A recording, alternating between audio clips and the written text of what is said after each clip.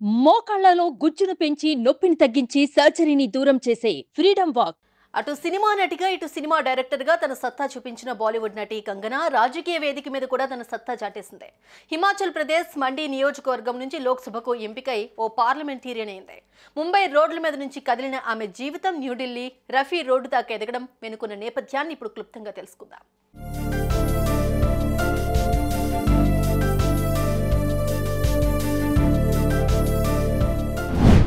కంగనా రనౌత్ హిమాచల్ ప్రదేశ్లోని మండి జిల్లాలోని బాంబియా అనే పట్టణంలో జన్మించింది. రాజపుత్రుల వంశానికి చెందిన ఈ మధ్యతరగతి యువతి తల్లి ఓ స్కూల్ టీచర్, తండ్రి ఓ వ్యాపారి.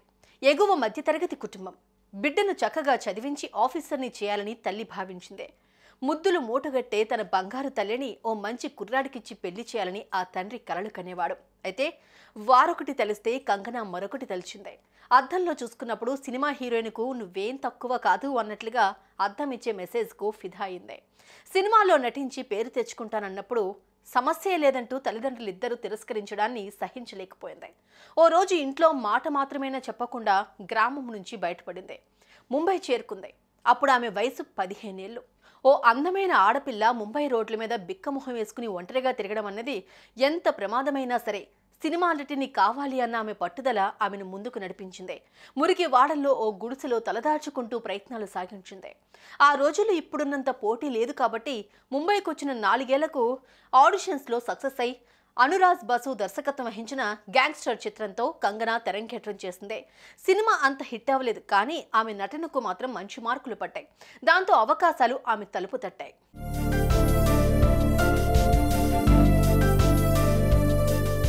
కంగనా నటించిన ఫ్యాషన్ చిత్రం బాలీవుడ్లో మంచి సక్సెస్ సాధించింది. ఆ తర్వాత కొన్ని చిత్రాల్లో నటించింది, కానీ ఆమె నటించిన తను వేడ్స్ మను చిత్రం మాత్రం అప్పట్లోనే బాలీవుడ్లో 100 కోట్ల రూపాయల కలెక్షన్లు సాధించి ఓ సంచలనమైంది.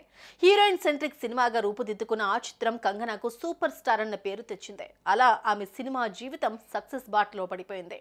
కొన్నాళ్ల తర్వాత కంగనా సినిమా డైరెక్టర్ అయింది. మణికర్ణిక అనే మాస్ హిట్ సినిమా తీసి డైరెక్షన్ డిపార్ట్మెంట్లో కూడా తానేం తక్కువ కాదని నిరూపించుకుంది.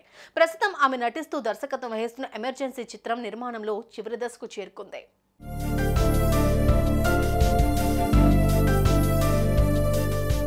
ఓ మధ్యతరగతి కుటుంబంలో పుట్టి ముంబై వీధుల్లోకి ఒంటరిగా అడుగుపెట్టి నానా కష్టాలు పడి సినిమా ఛాన్సులు కొట్టి తనేంటో నిరూపించుకుని జీవన విజేతగా నిలిచిన కంగనా రనౌత్ సమాజాన్ని పట్టి పీడించే సమస్యల గురించి తనదైన శైలిలో పాలకులకు ప్రశ్నలు సంధించేది.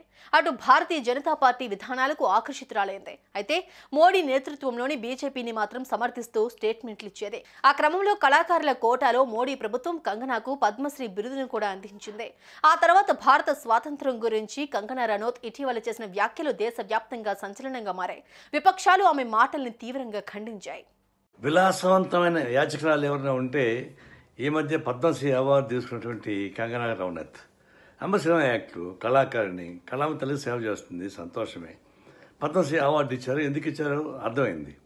ఆమెకి స్వాతంత్ర పోరాటం గురించి ఆమెకి తెలియదు, బీజేపీ ఆర్ఎస్ వాళ్ళకి అసలు తెలియదు.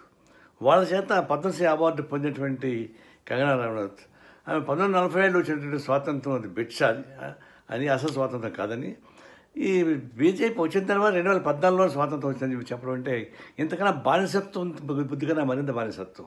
నువ్వు అడుక్కోదు, అడుక్కో, యాజకాలు అడుక్కో, నాకేం అభ్యంతరంలా. కానీ నీకు భిక్ష ఆర్ఎస్ పెడితే అది స్వాతంత్ర పోరాటానికి పోలుస్తావా? నీకేం అడుగుతుందని చెప్పేసి నీకు అర్హత కాదు. నీకు ఆ బిరుదు ఇచ్చేటువంటి ప్రభుత్వానికే అర్హత లేదు స్వాతంత్రం గురించి మాట్లాడేది. ఎవరేమనుకున్నా, ఎవరెన్ని విమర్శలు చేసినా ఆమె సేవలను వినియోగించుకోవాలని బీజేపీ భావించింది. ఆమె పుట్టి పెరిగిన మండి పార్లమెంటు నియోజకవర్గంలో తమ పార్టీ తరపున పోటీ చేసేందుకు అవకాశం ఇచ్చింది. తనకు పోటీగా కాంగ్రెస్ మాజీ ముఖ్యమంత్రి వీరభద్ర సింగ్ కుమారుడు విక్రమాదిత్య సింగ్ మీద విజయం సాధించింది. రాజకీయ యవనిక మీద కూడా తన సత్తా చాటి చెప్పింది. ఇప్పుడు మండి పార్లమెంటు నియోజకవర్గ ప్రజల ఆశల్ని, అవసరాల్ని తీర్చేందుకు లోక్సభలో తన గళం విప్పనుంది.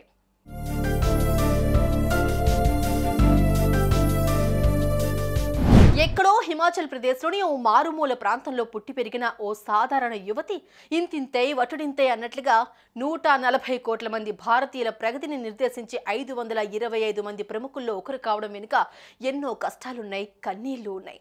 వాటిని గుండెల్లోనే దాచుకుని విజేతగా నిలిచిన తమ కన్నబిడ్డ కంగనా రనౌత్ను చూసి ఆమె తల్లిదండ్రులు గర్వపడుతున్నారు. జీతే రహో భేటీ అంటూ దీవెనలందిస్తున్నారు. సుమన్ టీవీలో మీ పర్సనల్ అండ్ బిజినెస్ ప్రమోషన్స్ కోసం కింది నెంబర్కి కాంటాక్ట్ చేయండి.